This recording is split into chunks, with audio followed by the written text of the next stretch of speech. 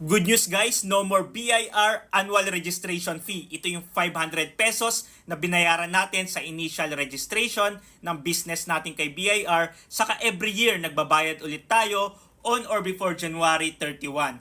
Ayun, makakasave tayo ng 500 pesos. Wala na dahil sa bagong law natin, Ease of Paying Taxes Act, tinanggal na po ang annual registration fee. Ano ang effect nito? Ayun, pag magre-register ka pa lang ng business mo, wala na si 500 pesos registration fee. Kung registered business ka naman na kay BIR, ngayong taon start, hindi mo na kailangan bayaran si 500 pesos na ang deadline ay sa January 31. Another question naman, anong effect naman nito sa BIR Certificate of Registration? Nilagay dito na we can update on or before December 31, 2024. So maghintay na lang tayo ng mas detailed